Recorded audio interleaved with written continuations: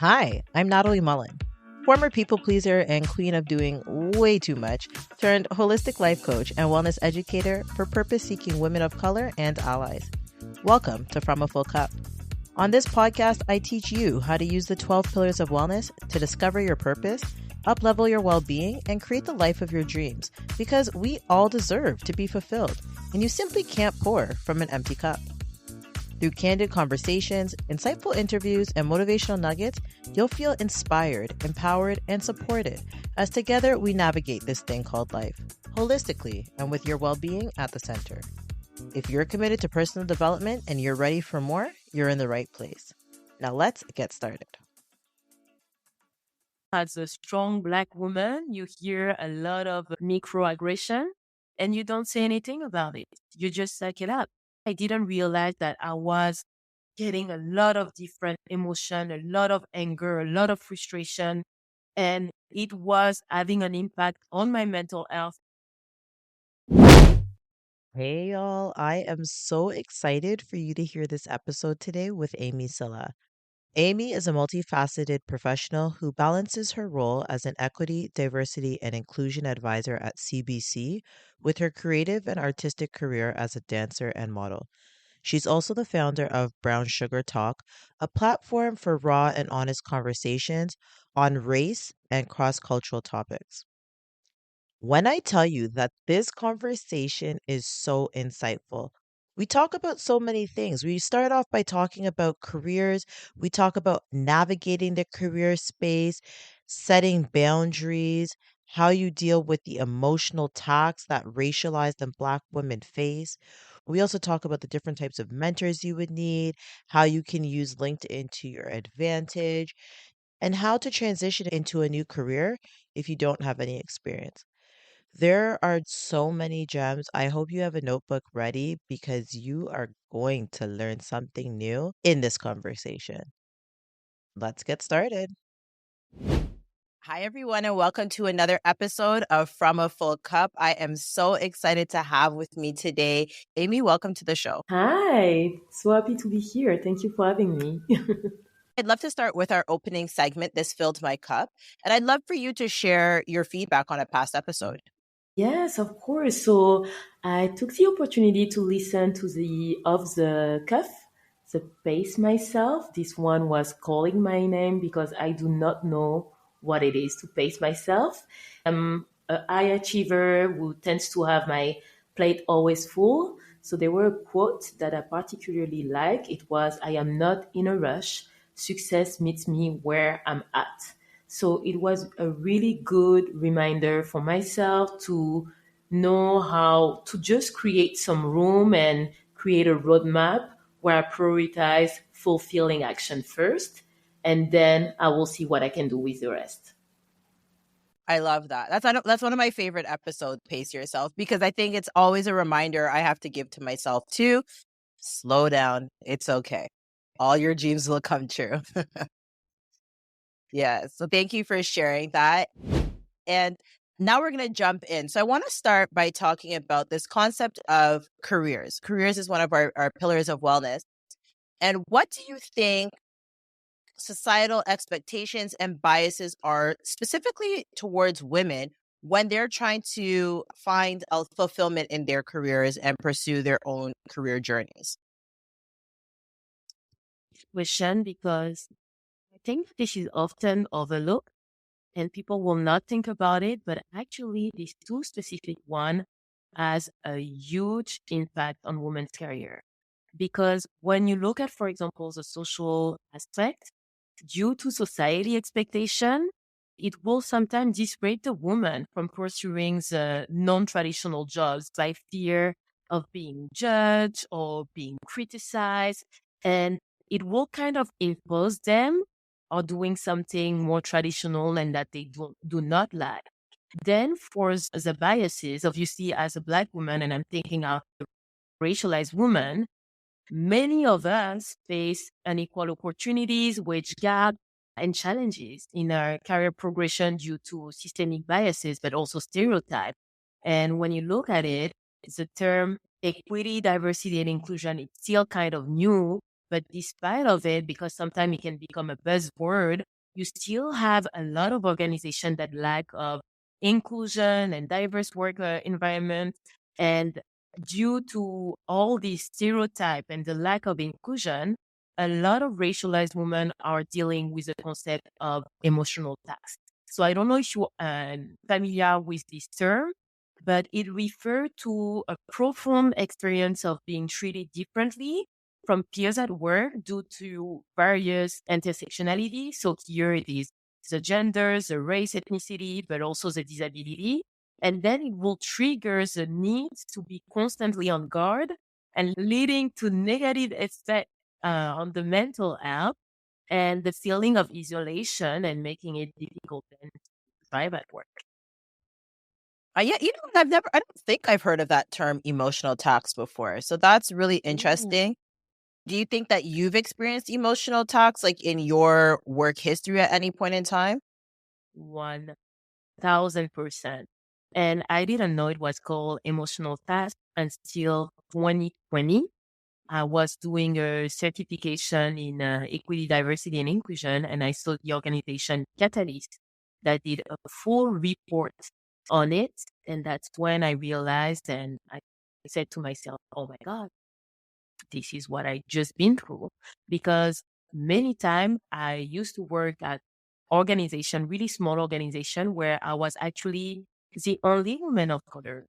And usually, as a strong Black woman, you hear a lot of microaggression and you don't say anything about it. You just suck it up.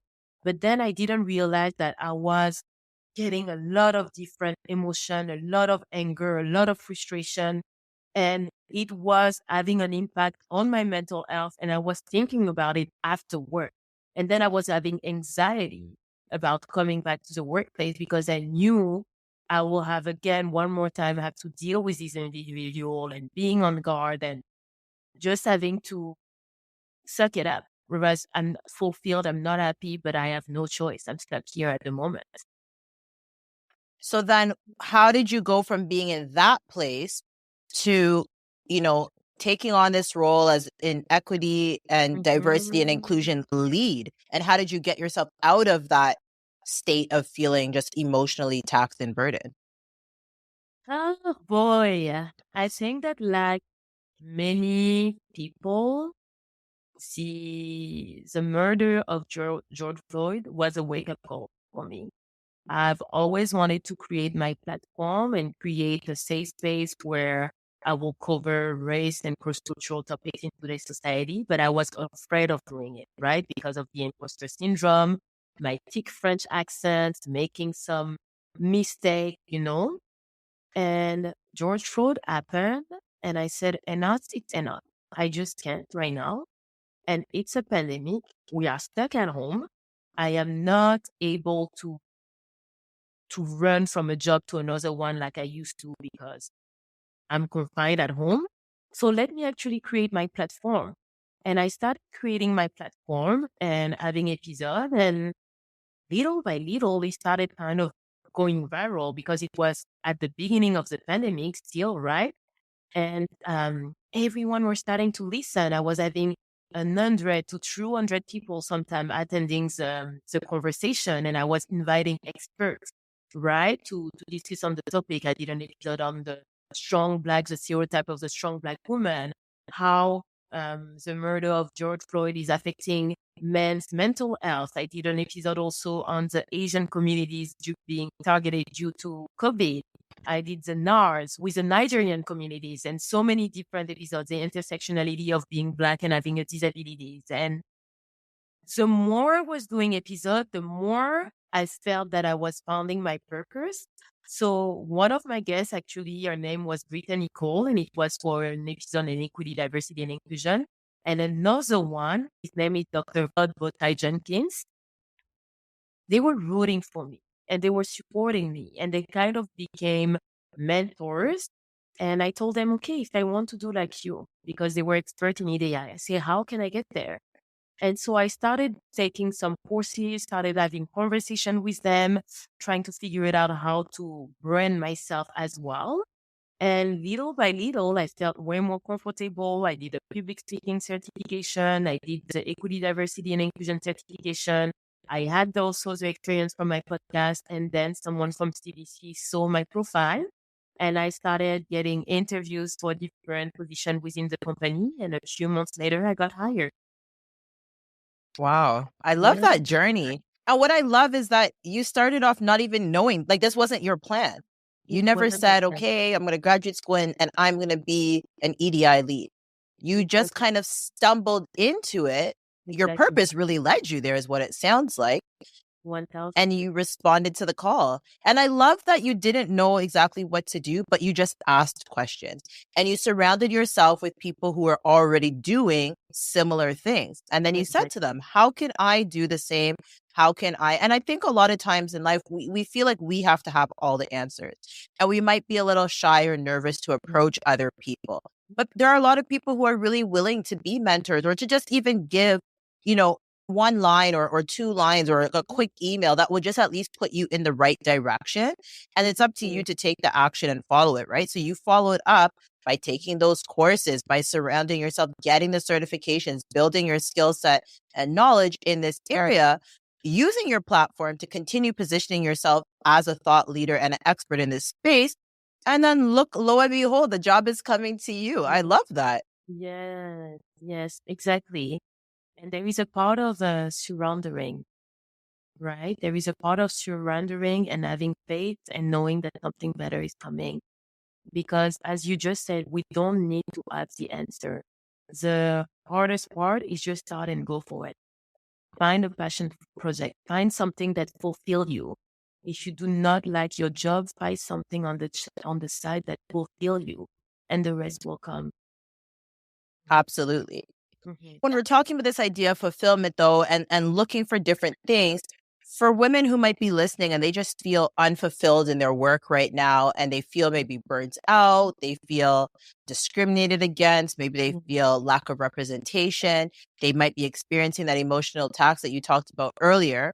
Mhm. What are some boundaries that they can set at work that would actually help them be more successful at work and also maintain their well-being? Mm. That is an amazing question. Ah, boundaries. The thing is, so many racialized women or even women are afraid of setting boundaries because they are afraid of reprisal, right? So first, try to have a conversation, an honest conversation with your manager. If you report to someone, making sure that this person understand your way of communicating, receiving the information, and how to set you up for success and how to thrive. Something, for example, that we develop within my team, it's a productivity profile, meaning that you send a form to people within your team and you just answer, this is how I prefer to communicate. This is how I prefer to receive the information. When there is an urgent matter, I prefer you to call me or G-chat me or send me an email, right? And then it's sometimes, for example, do you have any health issue that we should be aware of? What is the kind of environment that allow you to thrive? What is the type of management, right, that allow you to thrive in the workplace? Having this conversation and making sure that once you define what works for you, communicate about it with everyone and make sure that everyone understands and respect your boundaries, because I believe it's the same concept of the love languages, right? When you teach someone your love language, you expect the person to speak your language. And then you will find out about the love language of the person in front of you. And you do the same, right? Even if the love language is different, by respect for the person in front of you, you speak their love language. Well, at the workplace, it's the same. Make sure that they speak your language so that you can thrive in the workplace. What I love about this idea of having this profile and knowing how you work and how your manager can help set you up for success, Mhm. Mhm. I actually think that this is a good conversation to have internally first. Like, Yeah, do you even know what environment you thrive in? Right? Because you can't communicate it if you haven't identified it for yourself. exactly. Exactly. And so, and even just like the values and the things that are important to you. So I know for myself, meritocracy is very important to me. I need to know that if I am working hard and I am doing my best for the company, that that company is seeing me, they're seeing my work, and that I'm going to be rewarded at some point. Okay, I am not here to bend over back and then it's ignored and not recognized. So I know that about myself. And then now that I know that, I can let my managers know, hey, guess what? I'm going to be keeping a list of all the things I'm doing for this company. And I'm going to need you to recognize them and reward me and compensate me, because I will go hard, right? Like I get really passionate about things. So if I enjoy my work, I'll go really hard for it, but it's not to be in vain. You understand? So I think things like that are important. And things like, okay, do you like emails? Do you like Slack messages? And sometimes you don't know it ahead of time, but you might get triggered by something. And so if you get triggered, you can use that information going forward. So I know if it's too many Slack messages back and forth about something that's complex, I'm going to be like, you know what? Can you just call me, or can we huddle? I like to talk. So I'm like, it's just easier to talk this out in conversation instead of people typing back and forth. There's misunderstandings, yada, yada. Right. And so I've even noticed I like doing voice notes. So I will ask colleagues, do you mind if I send you a voice note? It's just easier than me typing all this stuff out. And I listened to their response. Now, most people thankfully have been like, oh, sure, I don't mind. Just so you know, I'm going to type back to you. I'm not sending you a voice note back, but I don't mind listening to your voice note. Exactly. This is exactly that. And I love it. I wish I could do voice note on GChat. I always tell my colleagues, can I have a voice note option here? Because it's so practical. And I think we have to advocate for the things that we need that are going to help us to work better. And same thing when going back to that topic of boundaries, explaining, like, I remember I had to tell like my manager, okay, well, these are my hours of work. And just so you know, don't really expect a response from me after that, because now it's time for me to take care of my son. I've got to go. I've got to do things. And, it's better to just lay that out from the very beginning, because I think what happens is some people keep getting called into meetings, like, past their time or other things, and they don't speak up for themselves at first. It becomes the expectation. And then once it's the expectation, it's harder and harder to get away from that. But if from the very beginning, you're like, listen, this is how I work. And it doesn't mean you have to be rigid. Once in a while, I will take a meeting later, or I'll stay up for work. But it is once in a while. It is not the expectation. It is not the norm. And nobody should expect that from me, because I've made it clear. This is a really good thing to mention, because sometimes a lot of women will let the manager and the team get used to them doing the most and doing insane hours and checking their emails during the weekend and letting their manager calling them late at night. And then it will be really hard to reverse the situation. So try your best early on to also yourself respect your boundaries. Because if you do not respect your own boundaries, how do you want people to respect them? That's such a good point. You have to respect your boundaries and enforce them, and know what they are in the first place. And it's also important to think about company culture. So when you're coming into a team or you're looking for a new job, look, what is the culture like? Because if the culture before you has always been, well, everybody works late nights, everybody works on the weekend, we all are on our phones 24/7. You know what? You coming in as your one person with your boundaries, it might be a little hard for you. So, right, because you're one person pushing against organizational culture. Exactly. So you really want to place yourself in spaces where the culture supports the way that you want to work. The culture supports your well-being. The culture cares about the people that are working there. And then within the team, then you can have a more specific conversation. But if you just know organizationally, everybody's stressed, nobody takes vacation, everybody's burnt out, you just backpedal and find something else, because it's just not worth it for your mental health. Exactly. So let's shift conversations just a little bit. And I want to talk about the interconnectedness of wellness. So where do you see intersections between careers and other dimensions of wellness within the workplace? And just before you answer that, I'm going to share with you what the 12 elements of wellness are. And feel free to bring any of these together. But we think of wellness, we think of body, air, water, rest, sun.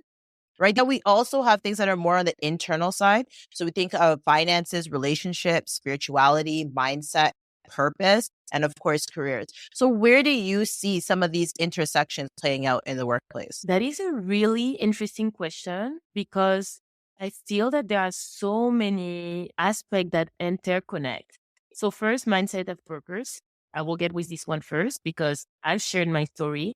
There is a huge difference once you work somewhere where you are fulfilled and happy and you feel that this is your purpose, because obviously the job suddenly is way more enjoyable. And let's not forget that you spend most of your time at work, right? So mindset, purpose, it's really important. The second one I would say is relationship, because one more time, as I just say, you spend most of the time at work, but then that means you spend most of the time with your coworkers, right? So if you end up working in a toxic environment where there is, for example, micromanagement and gossiping and kind of bullying or harassment, it will have an impact on your mental health, and you will deal with that also afterwards. The concept of emotional tax as well that I was explaining before, right? So it is really important to be at a workplace where the workplace culture is sane and inclusive and you feel safe. You have that aspect of psychological safety, right? Where you know you can be yourself and communicate and having healthy relationship with your teammate. Another one is the body. And we've seen that, for example, with COVID and the pandemic, where we were all working remotely, what happened to us? We sat the entire day and actually we worked longer hours and we ate more. And because of that, it took a toll on people's body. A lot of people gained weight, um, caught diabetes, as back issue, neck issue, because they were not stretching, they were not having the opportunity to move as much, right? So even if you have a job where you need to sit, be careful. Take the time to get up and stretch and go for a walk during the lunch break or after work or go to the gym. But try to remain active because it can have a huge effect on your body. And the last one, financial, right? Because if you work somewhere where we are, for example, we're talking right now from Toronto, which is a really expensive city, and inflation is crazy. If your salary does not allow you to pay your bills or bring you stress or not allow you to take care of yourself or your family, of course, it will have an impact on your health, right? So this is also a really important aspect, and people don't think about it sometimes, but that's why you need to be really careful and intentional when you're looking for a job, because it can have so many different impact on areas of multiple areas of your life. I think it is such good advice to be careful the kind of work you're looking for, because I think a lot of times we're just kind of conditioned, whether by our parents or society, just to kind of find the best paying job that you can. Yeah. And let me tell you, money is not everything. Okay. not Your everything. peace matters so much more. Your peace of mind is priceless. You see all these people who have these well-paying jobs, or maybe you yourself are having a well-paying job, but you're stressed all the time. You don't even want to hang out with your family and your friends because you feel too stressed. There's too much anxiety. You're still working on the weekends. And let me pause for a sec, because I understand everybody has a different work schedule. So I'm not saying that 9 to 5, Monday to Friday is the only kind of work. Exactly. But there is some kind of understanding of what your work hours are. And if you are working outside of those on the regular, and it is not voluntary, and it is forced upon you, and you find that you no longer have time to support your own well-being, to spend time with other people, to rest, to be leisurely and just do nothing, like if that's not a part of your experience, then of course this is going to impact your well-being. Yeah. Right? If every time you tense up, if you get a message, if you get an email, if you get a notification, these are signs that your body is under stress. It's under duress. Exactly. And the job is causing that. So you have to ask yourself, is it worth it? And what happens if I continue to go down this path? Because the thing is, we don't think about what the long-term impacts are. right? We don't realize that divorce rates have gone up due to people's exhaustion at work. So when they come home, they're frustrated, they take it out on their spouse, they have a hard time, even enjoying each other's company. They might take it out on their kids, right? They might have health issues. You kind of talked about some of these things in the body where our body is no longer responding because it's now going through chronic issues, right? Even simple Exactly. things like just fresh air and sunlight. People aren't getting it anymore. So it's really important to consider this job that I am working at or this career path that I'm choosing, this company that I want to work for. Can I manage my well-being in a way that makes sense to me, in a way that I want to? Or am I only here for the money? And if you're only there for the money, I just beg you to reconsider or just think about what are the long-term impacts. Because a lot of these things, if your health deteriorates, if your relationships deteriorate, if your mental health deteriorates, it's not like a flip of a switch that you just get it back. It takes a lot of work and it's not even guaranteed. And always listen to your body. Your body will send you signal.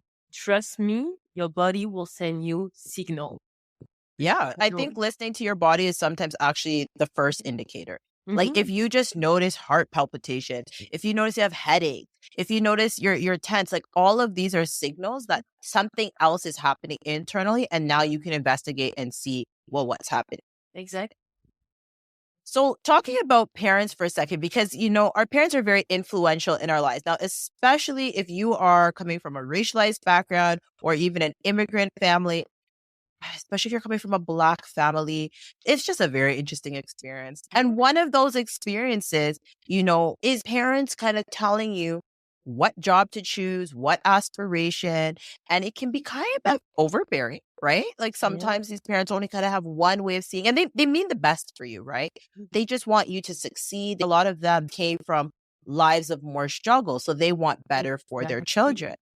But sometimes their idea of better and your idea of better can just be a little bit different. Mhm. I want you to talk a little bit about the family dynamics. And you were sharing kind of your own personal experience about Yeah. what is it like to kind of have to stand up to your parents and really kind of Mhm. put your foot down for what it is you want for your career path. We had that conversation, and I'm sure a lot of the audience will be able to relate. Usually, parents want you to pursue the classic job, right? So it will be, I want you to be a lawyer, I want you to be a doctor, or anything related to bank or finance, because they will always prioritize the safety over the fulfillment, right? But as we were just saying a few minutes ago, we're living now in a day and age where being happy and fulfilled in your job is essential for your mental health. And I challenge my parents a lot because, for example, in all transparency, when I started my platform, my parents were really afraid. My dad told me, I don't want you to create that platform. How, as an immigrant, Black woman, you're going to go online talking about racism? Companies will think that you're a troublemaker and they will not want to hire you. Please, I am begging you, do not launch your platform. And I did not listen. I launched my platform and I told my dad, I said, listen, I am not going to call out people. I am not going to be rude. It's actually a platform where I'm amplifying marginalized voices and we are sharing our respective experiences in a respective way. And my first guest was actually the Dr. Botaito Jenkins, PhD from Harvard, and another one who's a manager of equity, diversity, and inclusion at Microsoft, Terry Campbell, which is a great friend of mine as well, and another friend, Gregory somebody. Like it was really a beautiful conversation, but he was so scared. I did not say anything. I just sent the link of the call of the conversation, and he tuned in and he listened on his own, right? Because there is another thing for immigrant kids or racial kids in that dynamic that you need to understand and be okay with is that due to the generational and the cultural gaps, you will never be able to change them and re-educating them. So what will make a difference is just by doing. They see what you're doing And then they will have to be okay with it, right? So what I did is that I set boundaries. I do whatever I had to do, even when I was having my interviews for CBC. They didn't know. I did not tell them that I was interviewing. I just told them once I got the job offer, right? And once they see that you are happier and you are able to pay your bill and you can take care of yourself and on your health, and if you have a family, you can take care of your family as well, they will be okay with it over time. It's just that idea of building that confidence to really kind of go after what you want. Exactly. And it doesn't always mean that you're doing it really boldly. Like you might be doing it a little scared, like, oh my gosh, I'm going to do this and I don't know what they're going to think. Oh, this is But scary. sometimes you do it scary. Do it It scared. is scary, right? Even if we said that whatever you're doing, it's better to move with love instead of moving with fear. When we have that dynamic with immigrant parents, we've been raised to always listen to our parents and respect them, right? So when we are older and finally we're going against their choices, it is scary. I was crying so hard at that time, being so afraid. I remember I called the doctor, Botay Jenkins, and I said, I don't think I'm going to do it. My dad doesn't want me to do it. I'm afraid. And he told me, here is what you're going to do. Here is what you say to your dad. Trust yourself, trust your gut. You're doing a good thing right now. We need this type of platform. Everything's going to be all right. But if I didn't have the conversation with him, I would have not pushed back.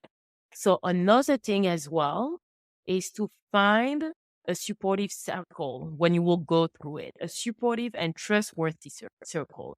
It can be a mentor, it can be a close friend, it could be someone you look up to. Just find one or two person that will just remind you that you that girl, right? Or you that man, but right now, obviously, I will mention Beyonce always somewhere. But yeah, find someone who will also be that positive internal voice, right? Allowing you to just go there and do it despite of your family's fear. We are in 2024 now. So you should do what makes you happy. Absolutely. I love that. And my final question before we head into rapid fire, what advice or tips can you give to women who want to advance in their careers? They want to grow personally and they want to grow professionally and chase their dreams. I love this question. I love this question. So I would say, first of all, work on your LinkedIn. Do not underestimate LinkedIn and the power of keywords, because a lot of people nowadays, they find you thanks to LinkedIn. So pay close attention and work and be intentional on your profile, right? The little bio that you have. Ask people to recommend you so that you can get some testimonial from them. Ask people to endorse your skills as well. And make sure that your LinkedIn is wrote in a way that will catch the attention of recruiters from the future job that you are looking for. Another thing as well is, still with LinkedIn, try to reach out to people who are currently doing the job that you would like to do or working in the industry you are interested in, and ask if it's possible to have a 30-minute virtual coffee so that you can ask them questions regarding their job. What does the job entail? What do they like and don't like? The type of skills that is needed, the type of certification or courses that you should do based on your professional background, and ask them feedback as well. And another question to ask that I love asking and people always forget is, who do you think I should talk to right now? Someone that you think could help me out, right? So please use LinkedIn. Another one will be to strengthen your personal brand, because nowadays there are so many different networking events. So it is a great way to have an elevator pitch ready. But when I'm talking about elevator pitch, make sure that you review it, you feel comfortable with it, so that when you see someone, within 30 seconds, you can grab the attention, catch the attention of the person and share your elevator pitch. And have also multiple bios ready, depending on, you can have a short one, a longest one, based on different areas, and share it with people when you have opportunities arising. Another good one as well is find a passion project. If you feel that you have experience missing in the field that you would like to work in, find a passion project because it will allow you to build credibility and invest. Invest in courses, in certification, because everything is evolving so fast nowadays that educating yourself is essential. And the last one that I will say is to find mentors. And I'm saying mentors with an S because according to me, it is really important to have minimum two mentors, but two different type of mentors. One mentor should be a white man because a white man have access to so many privileges. We all know about it. So a white man will actually help you to become bolder, right? And more assertive because when you look at it, there are so many men, when you see a job description, they will have only half of the qualification. They will still apply and some of them will actually have the job, right? Whereas as women, most of the time, if we see that we have 90% of it, we will not apply because we will say, oh, I'm not qualified. I should not apply. Whereas you should actually be bold and take that risk because you never know. And you tend to forget that your skills are transferable. So this is a really important one because a white man will actually give you access to spaces that are usually unavailable for you. And they will also speak up for you and share their network with you. So you never know. It is really important. But the second mentor that for me is also key is to have someone with shared intersectionality with you. Because when you do so, you don't have to explain your realities because you have shared experiences. And thanks to that, you will create an emotional bond. And seeing also, for example, for racialized women, a racialized woman in a leadership role, it will help you. It can alleviate with that imposter syndrome and believing that you can do it as well, right? Believing in your own capability. Finding a white male mentor. I've never heard that advice before, but it makes so much sense. And I think it's really important.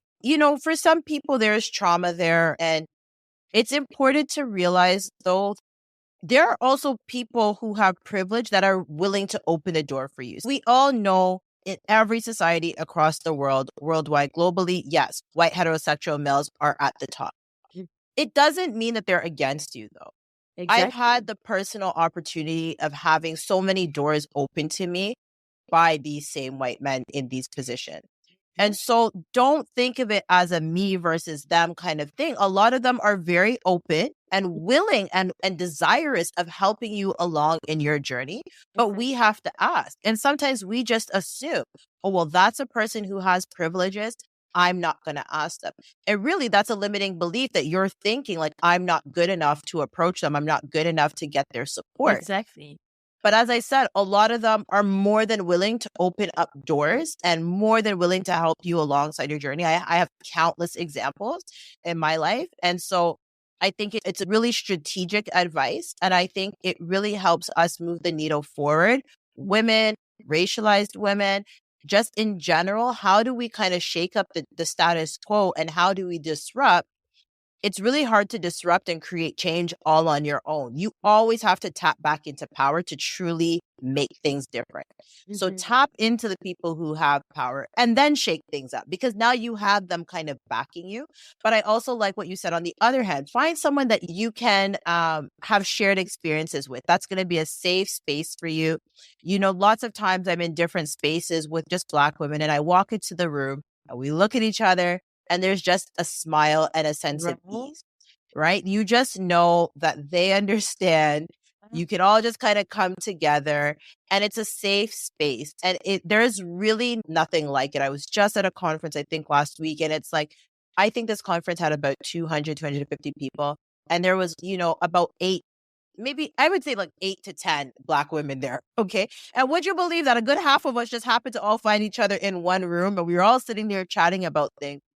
And it just happened organically, like it really did. But that was the safest space for us for the whole like 3-day conference, you know? So sometimes just being in a space where people understand you, they've had shared histories, shared experiences.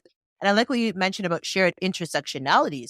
So for us, it wasn't just the fact that we were Black, it's the fact that we were Black and we were Black women. And then there's other layers to it. Some of them were Black women who were also mothers, and just, you know, some were Black women who were immigrants. Like just all of those different intersectionalities can really help you to feel seen and to feel supported as you're going through your journey, because the journeys are not always easy, right? And Amy, I'm sure you can say like your career path, I'm sure, has not always been easy. You definitely talked about, you started this story by talking about this emotional tax. And I'm sure that there's a lot that you haven't shared today, but there's a lot that in general people go through. So when you find that safe space, it's really what gives you that encouragement to go on. And this directly relates back to when we talk about relationships and well-being. If you are surrounded by people that can uplift you, support you, be there for you as you're going through different areas of life, not just career, you want to know that maybe someone at work, you can actually talk to them about something that's personal. Because guess what? Our life doesn't just play work and personal and keep everything separate. There are blurred lines all the time. And if we are showing up authentically, guess what? You get the whole being, right? And so you want to find people that you can be whole with. But Amy, this has been such a great conversation. Thank you so much for coming on the show and just giving us so many insightful and actionable strategies, tips, and just understanding and knowledge. Knowledge is power, right? Of how we can kind of navigate the career space. We're gonna transition to rapid fire. So I hope you're ready. Okay. So easy question to start. Savory or sweet? Sweet. Really? Yes, I'm a sweet tooth. I love desserts. Just talking about it, do you see how I was smiling? I love sweets. Okay. What is one of the best books that you've ever read? I will teach you how to get rich. Loved it. It was mind-blowing for me. I learned a lot. A lot of shame came out from it as well. Financial literacy is hard, but I loved it. And yeah, I'm grateful for it. I'm going to put that in the link. That's I Will Teach You to Be Rich by Ramit Sethi. Okay, next question. What's your favorite way to fill your cup? I have different one, but I love spending quality time with my friend, with good music and good food. This is a trio for me. Good food, good people, good music. Yeah. All right. And my final question, in 3 words, what's your version of a healthy life? Ooh. A healthy life. In 3 words.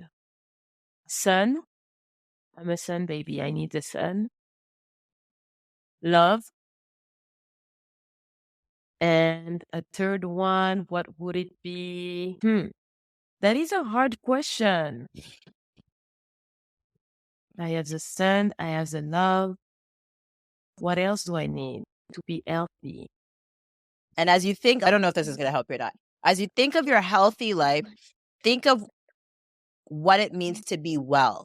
So consider wellness or well-being within that healthy life. So it's almost like a wealthy life. I might change it to that. What would that third word be? Yeah, we'll say being fulfilled. Being fulfilled is a big one. You need the fulfillment to be healthy, right?